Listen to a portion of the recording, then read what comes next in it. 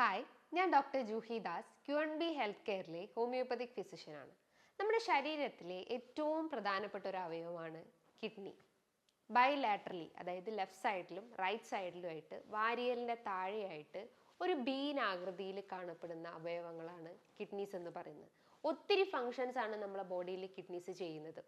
അതായത് blood pressure control ചെയ്യുന്നു, ഇലക്ട്രോലൈറ്റ്സിൻ്റെ balance correct ചെയ്യുന്നു, അതായത് സോഡിയം, പൊട്ടാസ്യം, ക്ലോറൈഡ്, കാൽഷ്യത്തിനെയൊക്കെ ബാലൻസ് ചെയ്യുന്നു. അതോടൊപ്പം തന്നെ എറിത്രോപോയിറ്റിൻ പോലത്തെ ഹോർമോൺസിനെ ഉൽപ്പാദിപ്പിക്കുന്നു, പ്രോട്ടീൻ മെറ്റബോളിസത്തിനെ ബാലൻസ് ചെയ്യുന്നു, വൈറ്റമിൻ ഡിൻ്റെ ആ ഒരു അബ്സോർപ്ഷൻ കറക്റ്റ് ആക്കുന്നു.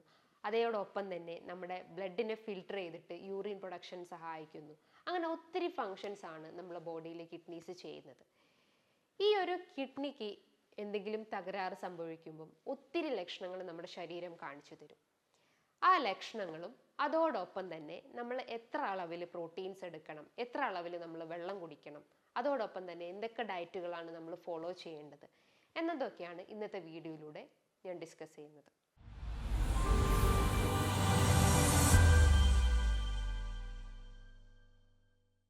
ഒരു കിഡ്നി തകരാറിലായി എന്ന് നമ്മുടെ ശരീരം കാണിക്കുന്ന പ്രധാനപ്പെട്ട ലക്ഷണങ്ങൾ എന്ന് പറയുമ്പം നീർക്കെട്ട് തന്നെയാണ്. നീർക്കെട്ട് എന്ന് പറയുമ്പോൾ എന്താ, ആദ്യം തന്നെ ഒരാൾ പറയുന്നത് കണങ്കാലിന് ചുറ്റുമായിട്ട് നീര് വെച്ചിട്ടുണ്ട്, ആംഗിൾ എഡിമ, ഒന്ന് തൊട്ടു നോക്കിക്കഴിഞ്ഞാൽ കുഴി പോലെ കാണപ്പെടുന്നുണ്ട്, പിറ്റിക് എഡിമ എന്ന് പറയുന്നു. അത് വൈകുന്നേരങ്ങളിലാണ് വർദ്ധിച്ചു വരുന്നത്. അതോടൊപ്പം തന്നെ ഫേസിലും ഒരു നീർക്കെട്ട് ഫീൽ ചെയ്യുന്നു, എസ്പെഷ്യലി കണ്ണിൻ്റെ ഭാഗത്തായിട്ടും ഒരു നീർക്കെട്ട് അല്ലെങ്കിൽ ഒരു പഫിനെസ് ഫീലിംഗ് ഉണ്ടാവുന്നു. ഫേഷ്യൽ എഡിമ അല്ലെങ്കിൽ ഓർബിറ്റൽ എഡിമ എന്ന് പറയുന്നു. ശരീരമാസകലം ഒരു നീർക്കെട്ടിൻ്റെ പ്രശ്നങ്ങൾ അനുഭവപ്പെടുന്നു. അതിൻ്റെ റീസൺസ് എന്താണ്? നമ്മുടെ ശരീരത്തിൽ കൃത്യമായിട്ട് ആ ഒരു വാട്ടറിൻ്റെ പ്യൂരിഫിക്കേഷൻ അല്ലെങ്കിൽ ബ്ലഡിൻ്റെ പ്യൂരിഫിക്കേഷൻ നടക്കുന്നില്ല, കൃത്യമായിട്ട് യൂറിൻ ഔട്ട്പുട്ട് ഉണ്ടാവുന്നില്ല.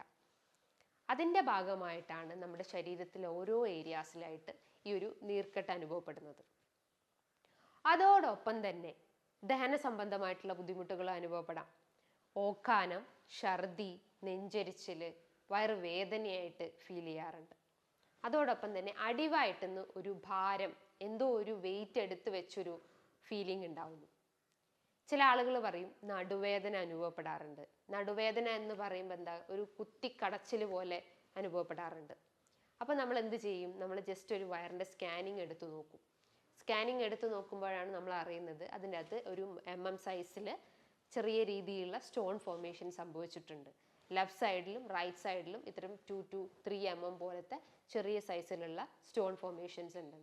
അതിൻ്റെ ഭാഗമായിട്ടാണ് നമുക്ക് ഇത്തരം വേദനകൾ, നടുവേദനകൾ അനുഭവപ്പെടുന്നത്. നടുവേദന അത് ചിലപ്പം ആ ഒരു ആംഗിൾ റീജിയനിലേക്ക്, അതായത് നമ്മൾ ഈ ഒരു ഇൻഗൈനൽ റീജിയനിലേക്കും തുടയിടുക്കിലേക്കൊക്കെ ഇറങ്ങി വരുന്നതും കണ്ടുവന്നിട്ടുണ്ട്. അതോടൊപ്പം തന്നെ 2 അടി നടക്കുമ്പോൾ അല്ലെങ്കിൽ ജസ്റ്റ് ഒരു സ്റ്റെപ്പ് മുന്നോട്ട് വെക്കുമ്പോൾ തന്നെ പെട്ടെന്ന് കിതപ്പ് ഫീൽ ചെയ്യുക, BP നന്നായിട്ട് ഷൂട്ട് ചെയ്ത് പോവുക. ഈ ഒരു റീനൽ പേഷ്യൻസിൻ്റെ മെയിൻ ശ്രദ്ധിക്കേണ്ട ഒരു കാര്യം എന്ന് പറയുമ്പം അവരെ ബ്ലഡ് പ്രഷർ എപ്പോഴും അവർ കൺട്രോൾ ചെയ്ത് നിർത്താൻ ശ്രമിക്കാം. എപ്പോഴും BP ഹൈ ആവാനുള്ളൊരു ചാൻസസ് വളരെ കൂടുതലാണ്. അതിൻ്റെ റീസൺസ് എന്താണ്? ഈ ഒരു കിഡ്നിയാണ് നമ്മളെ ബ്ലഡ് പ്രഷറിനെ മെയിൻറ്റെയിൻ ചെയ്യുന്നത്, അല്ലെങ്കിൽ എരിത്രോപോയിറ്റിൻ പോലത്തെ ഹോർമോൺസിനെ ഉൽപ്പാദിപ്പിച്ചിട്ട് കൃത്യമായിട്ടുള്ള ആ ഒരു ബ്ലഡ് സർക്കുലേഷൻ മെയിൻറ്റെയിൻ ചെയ്യുന്നത് അല്ലെങ്കിൽ ബ്ലഡിനെ ഫിൽട്ടർ ചെയ്യുന്നത് നമ്മുടെ കിഡ്നികളാണ്. അപ്പോൾ അതിനെ കറക്റ്റ് ചെയ്യാൻ വേണ്ടിയിട്ടും അല്ലെങ്കിൽ ആ ഒരു ബ്ലഡ് പ്രഷർ മെയിൻറ്റെയിൻ ചെയ്യാൻ എപ്പോഴും നിങ്ങൾ ഡയറ്റായിട്ടും മരുന്നുകളായിട്ടും ഫോളോ ചെയ്യാൻ ശ്രമിക്കുക. അതോടൊപ്പം തന്നെ സ്കിന്നിൻ്റെ അകത്ത് നല്ല രീതിയിൽ ഡ്രൈനെസ് അനുഭവപ്പെടുക, നന്നായിട്ട് സ്ക്രാച്ച് ചെയ്ത് കഴിഞ്ഞാൽ വൈറ്റ് സ്കെയിൽസ് പോലെ കാണപ്പെടാം. ചില ആളുകൾക്കൊരു ബ്ലാക്ക് ഡിസ്കളറേഷൻ ഈ ഒരു ആൻറ്റീരിയർ പാർട്ടിൽ, അതായത് നമ്മുടെ കാലിൻ്റെ ആ ഒരു ഭാഗത്തൊക്കെ ആയിട്ട് ഒരു ബ്ലാക്ക് ഡിസ്കളറേഷനൊക്കെ കാണപ്പെടാം. അതിൻ്റെയൊക്കെ റീസൺസ് എന്താണ്? നമ്മുടെ കിഡ്നി തകരാറിലായിട്ടുണ്ടെന്ന് കാണിക്കുന്ന ഒരു എക്സ്റ്റേണൽ സയൻസ് ആണ്. അതോടൊപ്പം തന്നെ അവർക്ക് യൂറിനറി സിംറ്റംസ് പ്രോമിനൻ്റ് ആയിട്ട് നിൽക്കുന്നു. യൂറിനറി സിംറ്റംസ് എന്താണ്? മൂത്രത്തിൻ്റെ അകത്ത് പത കാണപ്പെടുന്നു. മൂത്രം ഒഴിക്കുമ്പോൾ ചില ആളുകൾക്ക് വേദന ഫീൽ ചെയ്യാറുണ്ട്, ഒരു ഇൻകംപ്ലീറ്റ് ഫീലിംഗ് ഉണ്ടാവുന്നു. ഇൻകംപ്ലീറ്റ് ഫീലിംഗ് പുരുഷന്മാരിൽ കാണുകയാണെങ്കിൽ അവർ തീർച്ചയായിട്ടും ഒരു വയറിൻ്റെ സ്കാനിങ് എടുക്കുക. അപ്പോൾ അവർക്ക് പ്രോസ്ട്രേറ്റിൻ്റെ ബുദ്ധിമുട്ടാണോ എന്ന് മനസ്സിലാക്കാൻ പറ്റുന്നതാണ്. അതായത് പ്രോസ്ട്രേറ്റിൽ എന്തെങ്കിലും നീർക്കെട്ടിൻ്റെ പ്രശ്നങ്ങൾ ഉണ്ടെങ്കിൽ അവർക്കൊരു ഈ ഒരു യൂറിൻ പാസ് ചെയ്ത് പോകുമ്പോൾ ഒരു ഇൻകംപ്ലീറ്റ് ഫീലിംഗ് ഉണ്ടാവുന്നു. എഗെയിൻ യൂറിനേറ്റ് ചെയ്യാനുള്ള ഒരു ടെൻഡൻസി ഉണ്ടാവുന്നു. യൂറിൻ പാസ് ചെയ്ത് കഴിഞ്ഞാലും ഒരു സാറ്റിസ്ഫാക്ഷൻ ഉണ്ടാവുന്നില്ല. പിന്നെയും ഒരു ഡ്രോപ്പ് ആയിട്ട് യൂറിൻ പോകുന്നു, ഒരു വീക്കായിട്ടുള്ള യൂറിനേഷൻ ആയിരിക്കാം. അതിൻ്റെയൊക്കെ ഒരു ഓൾ ടുഗദർ ആയിട്ടുള്ള ഒരു റീസൺസ് എന്ന് പറയുമ്പോൾ പ്രോസ്ട്രേറ്റിൽ എന്തെങ്കിലും നീർക്കെട്ട് സംഭവിച്ചിട്ടുണ്ട്. അതിന് നിങ്ങളൊരു വയർലെസ് സ്കാനിങ് എടുത്തു കഴിഞ്ഞാൽ നമുക്ക് മനസ്സിലാക്കാൻ പറ്റുന്നതാണ്. അതായത് മൂത്രത്തിൻ്റെ അകത്ത് പത കാണാൻ ഈ ഒരു പ്രോസ്ട്രേറ്റിൻ്റെ പ്രശ്നങ്ങൾ കൊണ്ടാവാം, അല്ലെങ്കിൽ എന്തെങ്കിലും യൂറിനറി ട്രാക്ട് ഇൻഫെക്ഷൻസ് കൊണ്ടാവാം. അതേപോലെ തന്നെ ക്രിയാറ്റിനിൻ നിങ്ങളുടെ ബോഡിയിൽ ഹൈ ആയിട്ടുണ്ടെങ്കിലും ഇത്തരം ഫോമി യൂറിൻ അല്ലെങ്കിൽ ഫ്രോത്തി യൂറിൻ നമുക്ക് കാണപ്പെടാം. അപ്പം നിങ്ങൾ ഒരു റീനൽ ഫങ്ഷൻ ടെസ്റ്റ് ചെയ്യുക. ക്രിയാറ്റിനിൻ, യൂറിക് ആസിഡ്, യൂറിയ, ഈ 3 ടെസ്റ്റുകൾ നോക്കിക്കഴിഞ്ഞാൽ അതിനകത്ത് ക്രിയാറ്റിൻ്റെ വാല്യൂ നോക്കുക. ഒരു 0.6 മുതൽ 1.2ൻ്റെ അകത്ത് ഒതുങ്ങിയിട്ടുണ്ടെങ്കിൽ നിങ്ങൾക്ക് ഉറപ്പിക്കാം നിങ്ങളുടെ കിഡ്നി തകരാറിലല്ല, ഒരു നോർമൽ ഫങ്ഷനിങ് ആണ്. പക്ഷെ ഒരു 1.2 കഴിഞ്ഞൊരു 2-3 റേഞ്ചിലൊക്കെ ക്രിയാറ്റിൻ എത്തിയിട്ടുണ്ടെങ്കിൽ നിങ്ങൾ തീർച്ചയായിട്ടും ഒരു എമർജൻസി ആയിട്ട് തന്നെ നിങ്ങളൊരു ഡോക്ടറെ കൺസൾട്ട് ചെയ്തിട്ട് കൃത്യമായിട്ടുള്ള ഒരു മെഡിസിൻസ് സ്റ്റാർട്ടപ്പ് ചെയ്യേണ്ടതാണ്. നമുക്കറിയാം നമ്മുടെ ലൈഫ് സ്റ്റൈൽ ചേഞ്ചസ് കൊണ്ടാണ് ഒരുവിധം അസുഖങ്ങളൊക്കെ ഡെവലപ്പ് ചെയ്യുന്നത്. ഹൈപ്പർ ടെൻഷൻ, ഒബേസിറ്റി, പ്രമേഹം, ഈ 3 വില്ലൻ ആയിട്ടുള്ള ആ ഒരു ഡിസീസ് സ്റ്റാർട്ടപ്പ് ചെയ്യുന്നത് മെയിൻ റീസൺസ് എന്താണ്? നമ്മുടെ ആ ഒരു ഡയറ്റിൽ ഉണ്ടാകുന്ന ഒരു ഇംപ്രോപ്പറും അതേപോലെ തന്നെ എക്സസൈസ് ഇല്ലാത്തത് കൊണ്ടുമാണ്. അപ്പോൾ ഈ 3 വില്ലൻ ആയിട്ടുള്ള ആളുകളും നമ്മുടെ ഈ ഒരു കിഡ്നീൻ്റെ ഫങ്ഷൻ തകരാറിലാക്കാനുള്ള ഒരു ചാൻസസ് ഉണ്ട്.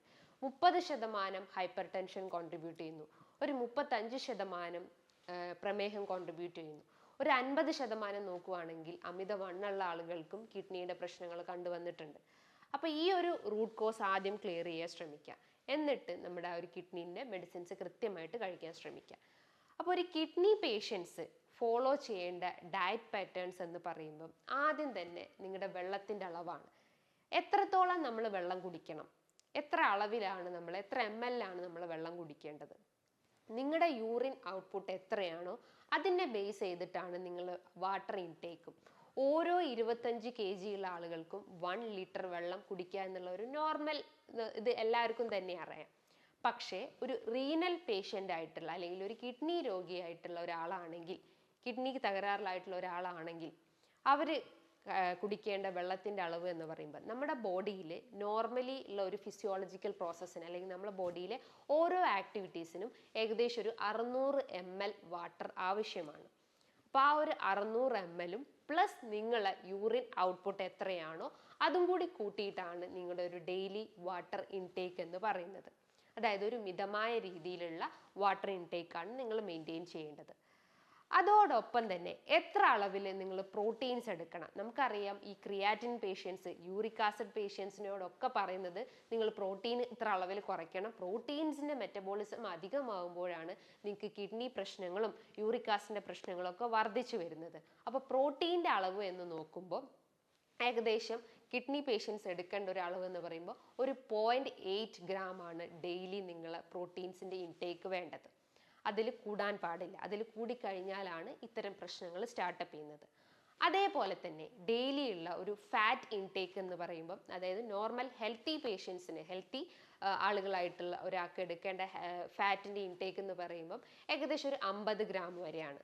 പക്ഷേ അതിൻ്റെ ഒരു പകുതി മാത്രമേ നമ്മൾ എടുക്കാൻ പാടുള്ളൂ. അതായത് ഒരു റീനൽ പേഷ്യൻസ് എടുക്കേണ്ടത് ഒരു ഹാഫ് എടുക്കുന്ന ആ ഒരു ഫാറ്റിൻ്റെ മാത്രം എടുത്താൽ മതി. അതായത് ഒരു 25 gram മാത്രമേ നമ്മൾ ഫാറ്റ് ഇൻടേക്ക് പാടുള്ളൂ. അതേപോലെ തന്നെ ഒരു നോർമൽ കലോറി, നമ്മളെ ബോഡിക്ക് എന്തായാലും ഒരു എനർജി വേണമല്ലോ. ആ ഒരു എനർജി മെയിൻറ്റെയിൻ ചെയ്യാൻ വേണ്ടിയിട്ട് നമ്മൾ നോർമലി ഉള്ള ഒരാളാണെങ്കിൽ, ഒരു അസുഖമൊന്നുമില്ലാത്ത നോർമലി എടുക്കുന്ന ഒരു പേഷ്യൻ്റ് അല്ലെങ്കിൽ ഒരാളാണെങ്കിൽ നമ്മൾ ഫോളോ ചെയ്യേണ്ട ഒരു കലോറി ഇൻടേക്ക്, സ്ത്രീകളാണെങ്കിൽ ഏകദേശം ഒരു 1800 കലോറീൻ്റെ ഇൻടേക്ക് പറയുന്നത്. പുരുഷന്മാരാണെങ്കിൽ ഏകദേശം ഒരു 2300 കലോറിയാണ് ഡെയിലി എടുക്കേണ്ടത്.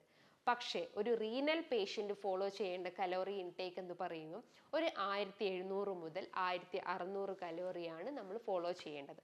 അതിൽ കൂടിക്കഴിഞ്ഞാലാണ് നമുക്ക് അമിതവണ്ണം, ഹൈപ്പർ ടെൻഷൻ, പ്രമേഹത്തിൻ്റെ പ്രശ്നങ്ങളൊക്കെ സ്റ്റാർട്ടപ്പ് ചെയ്യുന്നത്. നമുക്കറിയാം ഈ ഒരു കിഡ്നീൻ്റെ മെയിൻ ഫങ്ഷൻ എന്ന് പറയുമ്പം സോഡിയം, പൊട്ടാസ്യം, ക്ലോറൈഡ്, കാൽഷ്യം പോലത്തെ ഇത്തരം ഇലക്ട്രോലൈറ്റ്സിൻ്റെ ബാലൻസ് കറക്റ്റ് ചെയ്യാനാണ്. അതായത് അതിലെന്തെങ്കിലും ഒരു ഇംബാലൻസ് വരുമ്പോഴാണ് നമുക്ക് കിഡ്നി ഡാമേജ് ആണെന്ന് മനസ്സിലാക്കുന്നത്. കാൽഷ്യത്തിൻ്റെ ഇംബാലൻസ് വരുമ്പോഴാണ് അത് കാൽഷ്യം സ്റ്റോൺ ആയിട്ട് ഡെവലപ്പ് ചെയ്യുന്നത്.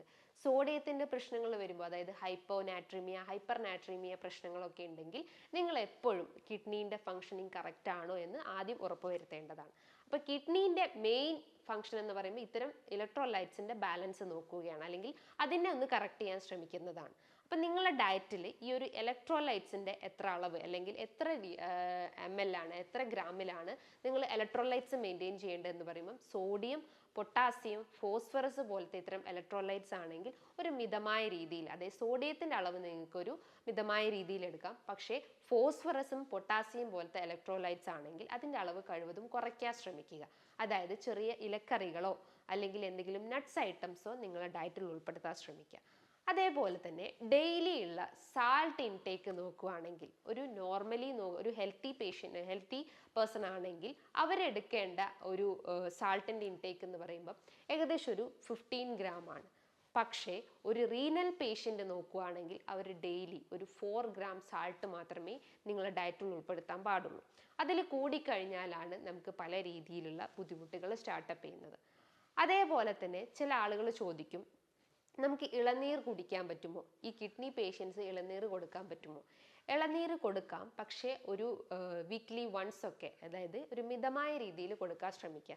കാരണം ഇളനീരിൻ്റെ അകത്ത് നല്ല രീതിയിൽ പൊട്ടാസ്യം അടങ്ങിയിട്ടുണ്ട്. പൊട്ടാസ്യം നമ്മുടെ ശരീരത്തിൽ അധികമായി കഴിഞ്ഞാൽ പല രീതിയിലുള്ള പ്രശ്നങ്ങൾ, ഹൈപ്പോകലേമിയ അല്ലെങ്കിൽ ഹൈപ്പർ കലേമിയ പോലത്തെ പ്രശ്നങ്ങൾ ഡെവലപ്പ് ചെയ്യാൻ ചാൻസസ് ഉണ്ട്. അപ്പോൾ ഒരു മിതമായ രീതിയിൽ ഇളനീർ നിങ്ങൾക്ക് ഡയറ്റിൽ ഉൾപ്പെടുത്താവുന്നതാണ്. അതോടൊപ്പം തന്നെ നിങ്ങളുടെ ഉറക്കവും എക്സസൈസും മെയിൻറ്റെയിൻ ചെയ്യാൻ ശ്രമിക്കുക. അമിത വണ്ണുള്ള ആളുകളാണെങ്കിൽ ഡെയിലി ഒരു കാർഡിയാക് വർക്കൗട്ട് ചെയ്യാൻ ശ്രമിക്കുക. അതായത് ഒരു 10 മിനിറ്റ് നല്ല സ്പീഡായിട്ട് വാക്ക് ചെയ്യുക, ദെൻ ഒരു 10 മിനിറ്റ്സ് ഒരു സ്ലോ ആയിട്ട് വാക്ക് ചെയ്യുക, ദെൻ ഒരു 10 മിനിറ്റ്സ് ഫാസ്റ്റ് ആയിട്ട് വാക്ക് ചെയ്യുക. അങ്ങനെ ഒരു എക്സസൈസ് പാറ്റേൺ മെയിൻറ്റെയിൻ ചെയ്യാൻ ശ്രമിക്കുക. ബോഡി എപ്പോഴും സെറ്റ് ചെയ്യുന്ന രീതിയിലുള്ള വർക്കൗട്ടുകൾ ചെയ്യാൻ ശ്രമിക്കുക. മൈൻഡ് ആയാലും നല്ല രീതിയിൽ റിലാക്സിങ് എക്സസൈസ് ചെയ്യാൻ ശ്രമിക്കുക. അതായത് ഒരു ബ്രീത്തിങ് എക്സസൈസോ യോഗ അല്ലെങ്കിൽ പ്രാണായാമാസ പോലത്തെ എന്തെങ്കിലും ഒരു വർക്കൗട്ടുകൾ ചെയ്യാൻ ശ്രമിക്കുക. ഈ പറഞ്ഞിട്ടുള്ള കാര്യങ്ങൾ നിങ്ങൾ കൃത്യമായിട്ട് ഫോളോ ചെയ്ത് കഴിഞ്ഞാൽ നമുക്ക് ഈ കിഡ്നി പ്രശ്നങ്ങൾ അല്ലെങ്കിൽ റീനൽ കംപ്ലയിൻസ് തുടക്കത്തിൽ തന്നെ നമുക്ക് കൺട്രോൾ ചെയ്യാൻ പറ്റുന്നതാണ്. ഒരു ക്രിയാറ്റിൻ്റെ വാല്യൂ കണ്ടിട്ട് നിങ്ങൾ പേടിച്ച് കൂടുതലായിട്ടും വെറീഡ് ആവുന്നതിന് പകരം നിങ്ങളുടെ ഡയറ്റുകൾ കൃത്യമായിട്ട് ഫോളോ ചെയ്യാൻ ശ്രമിക്കുക. ധാരാളം പച്ചക്കറികളും പഴവർഗ്ഗങ്ങളും നിങ്ങളുടെ ഡയറ്റിൽ ഉൾപ്പെടുത്താൻ ശ്രമിക്കുക. ഫൈബർ അടങ്ങിയിട്ടുള്ള ഭക്ഷണങ്ങൾ എടുക്കാൻ ശ്രമിക്കുക. കലോറിൻ്റെ അളവ് കഴിവതും കുറയ്ക്കാൻ ശ്രമിക്കുക. ഫാറ്റിൻ്റെ അളവായാലും പ്രോട്ടീൻ ഇൻടേക്ക് ആയാലും ഒരു മിതമായ രീതിയിൽ മെയിൻറ്റെയിൻ ചെയ്യാൻ ശ്രമിക്കുക. ഈ കാര്യങ്ങൾ നിങ്ങൾ ഡെയിലി റൂട്ടീനിൽ ഫോളോ ചെയ്ത് കഴിഞ്ഞാൽ നമ്മുടെ കിഡ്നീൻ്റെ ആ ഒരു ട്രാൻസ്പ്ലാന്റേഷൻ നമുക്ക് കുറയ്ക്കാൻ പറ്റുന്നതാണ്. അല്ലെങ്കിൽ കിഡ്നി മാറ്റി വയ്ക്കുന്ന ആ ഒരു സ്റ്റേജ് നമുക്ക് കൺട്രോൾ ചെയ്യാൻ പറ്റുന്നതാണ്. ഇനി ഇതുമായി ബന്ധപ്പെട്ട് നിങ്ങൾക്ക് എന്തെങ്കിലും ഡൗട്ടുകൾ ഉണ്ടെങ്കിൽ താഴെ കാണുന്ന നമ്പറിൽ കോൺടാക്റ്റ് ചെയ്യാവുന്നതാണ്. നല്ലൊരു ഹെൽത്ത് ടോപ്പിക്കുമായി വീണ്ടും കാണാം. താങ്ക്